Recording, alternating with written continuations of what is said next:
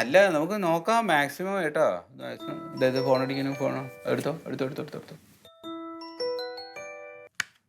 ആ എന്താ കൊണ്ട്? ഞാനിവിടെ KCB ഓഫീസിൽ എഞ്ചിനീയറുടെ അടുത്തിരിക്കുകയാണ്. ഇല്ല, ഓവർസിയറേ പെൻഷനായി പോയിരുന്നു. പെൻഷനായി പോയി. ഇന്ന് നേരത്തെ വിട്ടാ സ്കൂൾ വണ്ടിയില്ലേ? ഇതെന്താ മുന്നറിയിപ്പ്? ഞാൻ ഒരു പണി ചെയ്യാം, ഞാനിവിടുന്ന് വരുന്ന ഒരു സ്കൂളിൽ കയറി മോളെടുത്തിട്ട് വരാം. നീ പോകണ്ട. ഇതൊന്നും ആയിട്ടില്ല. വിളിക്കാം പറയാൻ. ഞാൻ കാര്യം ചോദിക്കട്ടെ, ഇത് എവിടെ നിന്ന് എടുത്തതാ ഷർട്ട്? ഇത് കോയമ്പത്തൂർ നിന്നാണ് സാറേ. നമ്മുടെ രണ്ടാളുടെ ഷർട്ട് കളർ ഒരുപോലെ ഉണ്ടല്ലേ? കളർ ഒന്നായിട്ട് എന്താ കാര്യം നടക്കണ്ടേ? ഒന്ന് എളുപ്പമാക്കാം സാർ. ശരി ശരി സാർ. ആയിക്കോട്ടെ. എന്തിനിരിക്കുകയാണ് ഇയാളൊക്കെ? വർത്താനം പറഞ്ഞ് തീരുമ്പോഴേക്കും അയാളും പെൻഷനാവുമല്ലോ.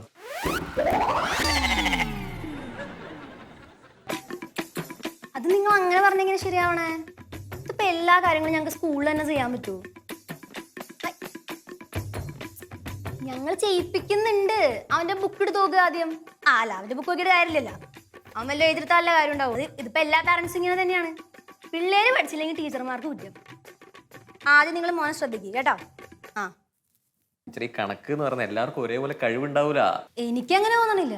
മിസ്സിന്റെ കാര്യമല്ല, പൊതുവേ ഉള്ളൊരു കാര്യം ഞാൻ പറഞ്ഞതാ. മാഷെ നിങ്ങളിന്ന് വെക്ക്, എനിക്ക് ബസ്സിന് സമയം ഞങ്ങളിന്ന് വെക്ക്, പിന്നെ വിളിക്കാം കേട്ടാ. ഒരു മാഷെ ഇപ്പം പോയാൽ എനിക്ക് 3:10 ബസ് കിട്ടും. നേരെ പോരേൻ്റെ മുറ്റത്തിറങ്ങും. ഇങ്ങനെ നോക്കിയാ ഈ വർഷം മുഴുവൻ പോകേണ്ടി വരും. നേരത്തെ തന്നെ നേരത്തെ വിടുകയല്ലേ, അപ്പൊ നേരത്തെ പോകേണ്ടി വരും. ഒറ്റ സാധനം ഇവിടെ കാണുന്നില്ലായിരുന്നു.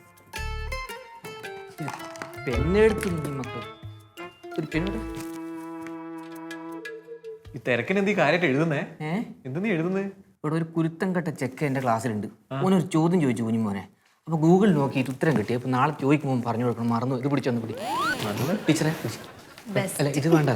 അല്ല, രാഘവട്ട് ഇതിന് പോയില്ല. എവിടെ പോണ്ടേ?